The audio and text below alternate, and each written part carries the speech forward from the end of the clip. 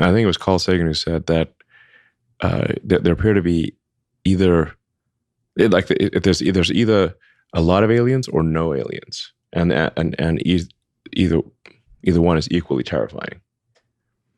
Meaning, if there are no aliens, then what we have here is very rare, and then I think no aliens is more terrifying. More terrifying. I think it's more likely though, right? If the universe is 13.8 billion years old. Well, this is why I call this like this. This is like a great physicist Enrico Fermi, who posed the question of like, where are the aliens? Now, a lot of people ask me like, what about the aliens? Have you seen any evidence of aliens? I've seen no evidence of aliens. No hard evidence. What about these Pentagon videos? You haven't seen like a little? But no, but there are these videos that the Pentagon released during COVID, of course. But you know, like what were like? Well, didn't they just say that there was UFOs? Like that doesn't necessarily mean that the UFOs there were some are like random alien videos of related. the ocean. Like Isn't a that UFO could classified be as like alien though. If it's no, a UFO unidentified? could mean anything that the government like. Just means couldn't it be like a unidentified flying Chinese like object. plane or something that they Could it don't be? know? Well, What it is? Wouldn't we know? Like No, I don't that's think- why it's not necessarily. unidentified. Imagine you were very confident that we were going to be visited by super intelligent aliens in, let's say, 10 years or 20 years at the most. Super intelligent. So you think within 20 years Yes. we'll have alien in Earth? Well, digital super intelligence will be like an alien. It will be like an alien. Yeah. But my question is, do you think there is other intelligent life outside the Earth? It seems probable, but I think this is one of the great questions in physics and philosophy, is where are the aliens? Maybe they're among us, I don't know. Some people think I'm an alien. Not true. Not true. But maybe we are alien. Of course I'd say that, maybe wouldn't we I? are alien, Ellen. I mean, if you look at this part of the world, Yeah. they believe that human beings are not from Earth. They came from somewhere else. Eve Maybe. and Adam came from somewhere else to Earth. So in a way, human being alien to this land. Do you think we'll make contact with alien within the next 50 years? Well, that's a really tough one to say. I mean, if there are super intelligent aliens out there, they're probably already observing us. That would seem quite likely, and we just are not smart enough to realize it. But I can do some back-of-the-envelope calculations, and any advanced alien civilization that was at all interested in populating the galaxy, even without exceeding the speed of light, even if you're only moving at, say, 10 or 20% of the speed of light, you could populate the entire galaxy in, let's say, 10 million years. Maybe 20 million years max. This is nothing, in the grand scheme of things. So, there's advanced programs that the military has which are classified, and they wouldn't. So, if they had some really fast missile or something, even if somebody else in the military saw that, then they would still not tell them what it was because it's classified. Sure. Bro, Wait, didn't they release something I'm though? telling you, to the best of my knowledge, I have not seen any evidence of aliens, and I think I'd know. Why do you think? I feel like there's a narrative out there that our first interaction with aliens would be violent. Do you think that's the case? Well, if so, I think we're in trouble, because if they were able to get here and we couldn't get there, then probably they've got much better technology than we Oh, we're do. done. Yeah, we're totally. We're at their mercy. Salim's it not seems We're like- totally at their mercy. This is so interesting. Well, Of course. does it not Elon. seem like it's always going to be violent, one, and two, they're more advanced than us? But why can't we be Well, they're going to more be advanced? way more advanced, not a little bit more advanced. But why is that? So I would just be totally at their mercy, because if they've got spaceships that can get from other star systems to here, Yeah. we don't have anything like that. Right, that's true. So Wasn't there probably got some badass space lasers and shit. So, Yeah. who knows why? You think we have some of those, like- crazy antimatter weapons? Basically, it would be hopeless. We would just be like children or something. Maybe we have some Area 51 though. No, some lasers locked in there. Have you been there? You know, there are You've there been to are Area advanced 51? laser weapons. I'm not been to Area 51. There are actually lots of areas, by the way. I think SpaceX technically leases Area 59 or something like that. So they're numbered. I all think of them? I think SpaceX needs to create some fucking lasers if we So need wait, to is there use them. better, We do have space lasers. Oh, really? Yeah, Elon, is there better areas than the 51? of course. What do you think? Please. Well, I don't have one. I need one. How am I going to protect myself if the invasion happens? Yeah. Just call Elon. No, He'll answer. we do have a lot of space lasers. We use them to communicate between the satellites. So those are just lasers should be fully operational around the end of this year. So were those just rumors or fake news about Eisenhower having meetings with the aliens and like I don't know what year? Yeah, Eisenhower did 1960s? not have meetings with aliens. Yeah. In fact, I think it may have been him or there was some like Pentagon general who said because people kept on bugging him about aliens and stuff, and he said, "Listen, if we had any evidence of aliens, if I had an alien, I would drag an alien body or something. I'd show you that alien body because you know what? If I showed you that alien body, we'd get our budget approved instantly." Yeah. He's like, "Watch out, aliens! Yeah. Oh shit! We need more money." Yeah, Like, they you got were. it. Yeah. It's like if there was like some scary alien stuff, that would be the fastest way to get the biggest possible Why budget. can't we just all Yeah. be friends? Yeah, but then What's don't you your- think we'd react pretty? The people go crazy. Like Yeah. the human population would go crazy. Would they? I mean, I feel like I don't know. I feel like aliens, the general population believes in aliens. I think like 20 years ago, everyone's like, no, but now it's like if you ask anyone, they're like, yeah, I believe in aliens. Yeah. Because have they personally, met one? Who's seen No, one? but I think everyone just like believes there's aliens. I think because Everyone God, I- right? of movies probably. yeah, because no, but Yeah. I saw that on Joe's podcast too. It's Sure. interesting how in like movies and like since the beginning of time or beginning of entertainment, they've always been like pushing on us like aliens, like movies. like Independence Day. Yeah, Yeah. just everything. Like War of the Worlds. I feel like all of we've them. always been told like there's life outside like Earth. That's the other thing. Like, why is Area 51 so secretive then? I don't think it is actually all that secretive. Probably. Yeah. It just like entered the mythos of and I don't know, people got carried away. I don't think there's anything sort of super interesting in Area 51. Like there are more advanced weapons that the U.S. has that people don't know about, but Mhm. they're not like crazy alien weapons. So, What's your gut feel on if they exist or not? Like your gut. Obviously, there's no hard evidence, but I don't think there are aliens, at least in our sector of the galaxy. so your guts that they don't exist. Not in our sector of the galaxy. So there might be aliens in like a far away portion of the galaxy. If by aliens, I think you mean like with spaceships that could potentially travel to here or something like that. No, just in general, I guess. There's someone, an alien you could talk to. Like, Mm. or you don't mean like microbes, because that'd be a boring alien. Yeah, true. Like a tiny like Can't like just talk yeah, to like a little microorganism. amoeba or whatever. You know? yeah, true. Plankton. Yeah, sure. I guess aliens we could talk to, Yeah, aliens we could talk or to. So yeah, not microbes, not like yeah, not like okay, we found a whatever. Amoeba, What's the first thing you? that would just ruin it. But like, we found aliens, and here they are. What's the first thing you would say to an alien? If you've seen it like face to face, what's the first thing you'd say to an alien? Welcome. I hope you come in peace. Yeah. Come in peace, hopefully. Do you understand English? Or is this? Oh, we're just speaking gibberish here, or what? It'd be interesting if they can understand English, then they will have been observing us for a long time, you know. But anyway, I don't think they're, like I said, I don't think they're aliens. I think but you should view these things as like probabilities. Generally, you should think of things as probabilities, not certainties. So I think there's probably not aliens.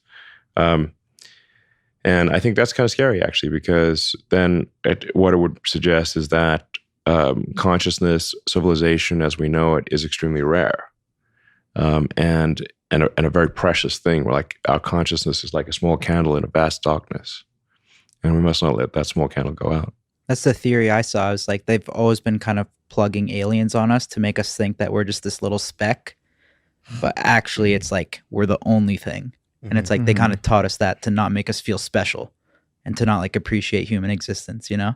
But it's kind of interesting when you think about that. Like, what if humans are the only thing? Yeah, they want us to make us feel like we're not Feel shit. small. We wouldn't be smart enough to Yeah, even like know you ain't anyway, shit. so, Like there's something else out It's there. it's an But I interesting guess- theory. Yeah, it is. Well, I mean, based on everything we know about history and archaeology and stuff, you know, so Earth's about 4.5 billion years old, and the first writing is only about 5,000 years old.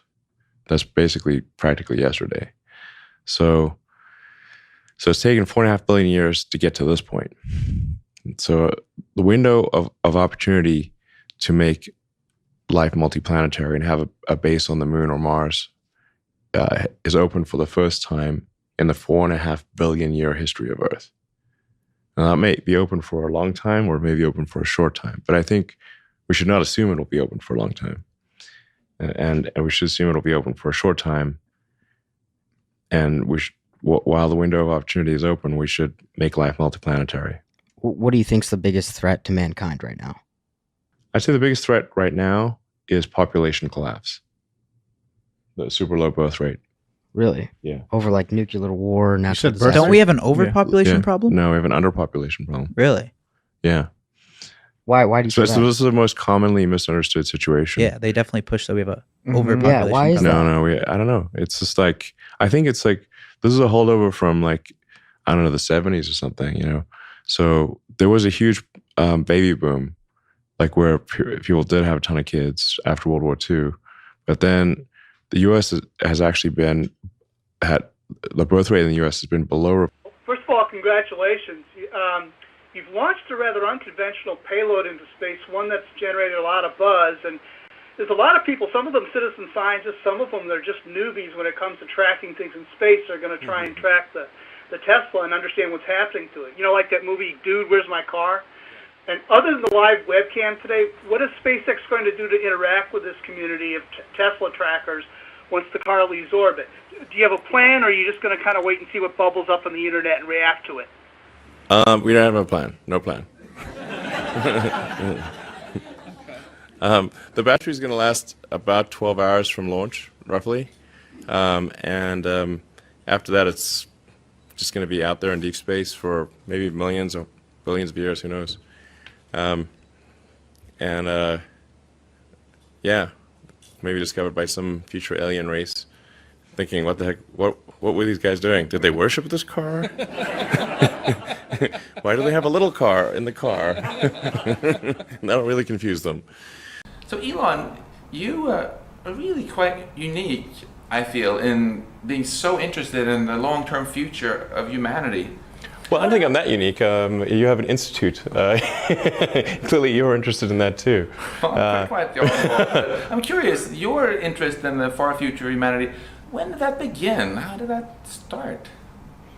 Well, I think it was when my interest in the future of humanity is, I guess, as a function of reading a lot of sci-fi and philosophy as a kid, and then just sort of thinking about, okay, what's important to do? Like, why do anything? What's the meaning of life? And you know, I came to the conclusion that what we really need to do is make sure that life continues into the future, and particularly conscious life. And in doing so, we'll be better able to understand the nature of the universe and achieve greater enlightenment. One thing I really admire about you is you don't just talk about the future of humanity, you actually start companies and do things about it. So what made you so audacious? Well, I don't really think of these things as all that audacious. They seem like natural things to do. You know, it's sort of more of a long-term optimization rather than a short-term one. Yeah, I just, not that I think, you know, everyone should be doing these things, but someone needs to do them. So, you know, so if I see that, well, somebody's not doing this and maybe I could be helpful, then I try to do something in that regard. Weren't there some people along the way though who told you that that's crazy to start a space company or a new electric car company or another solar company? Sure. I mean, there are lots of people that said that the likelihood of failure was extremely high, and that it was a stupid thing to do. And when I started SpaceX, one of my closest friends got a compilation of rocket failures and made me watch the whole thing. And there were lots of people that tried to talk me out of it. And the joke was, how do you make a small fortune in the rocket business? Well, you start with a large one. And I got told that joke so many times that obviously I knew the punchline, so I just tell them the punchline, and they would look at me like, "Is he serious?" Or it's like, say, "Why did you start a rocket company?" I was trying to figure out the fastest way to turn a large fortune into a small one. That seemed like a good way to go. But the thing is, I already thought the probability of failure was high, and that with that the likelihood of success was therefore low, so this was not new information. I thought maybe SpaceX had, I don't know, 10 or 20% chance of success, and Tesla probably similar. I thought Solar City had a much higher chance of success, but probably still only, I don't know, 50% or something like that. Yeah, I mean, for the longest time, SpaceX and Tesla almost didn't survive. I mean, it came very close to perishing as companies.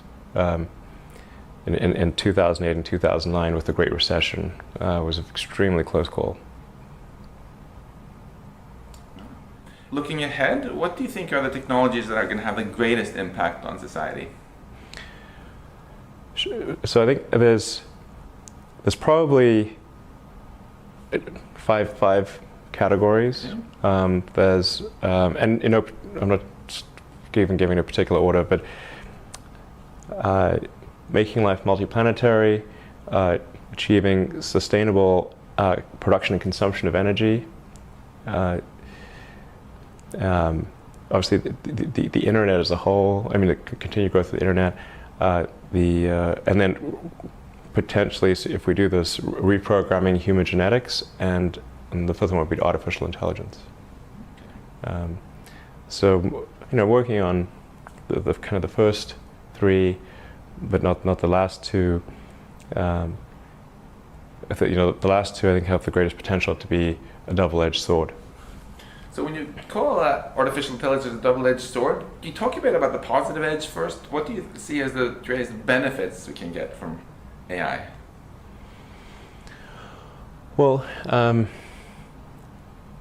the greatest benefits from AI would probably be in eliminating drudgery. So, like in terms of or tasks that are mentally boring, not interesting. There's arguably breakthroughs in areas that are currently beyond human intelligence, or at least for now beyond human intelligence. I think we could probably solve them in the long term, such as the classic sort of curing cancer and addressing diseases of aging, Alzheimer's, and all these things. So there's insert various like intractable problems to human intelligence, currently what seem to be intractable problems, and then if you had something that was way smarter, it could solve those problems. And turning to negative edge, right? Well, I think it's best to prepare for to try to prevent a negative circumstance from occurring than to wait for it to occur and then be reactive. So, and this is a case where the range of negative outcomes some of them are quite severe. So it's not clear whether we'd be able to recover from some of these negative outcomes. In fact, certainly you can construct scenarios where recovery of human civilization does not occur. And when the risk is that severe, it seems like you should be proactive and not reactive. I'm really quite curious why you've decided to make such a large donation. Because 10 million is something that really enables a massive amount of research. I don't think 10 million is a large amount of money for this subject area. It should probably be higher. But the there should be probably some much larger amount of money applied to AI safety in multiple ways. Well, I want to thank you again so much for this. It's something we really, really appreciate and are eager to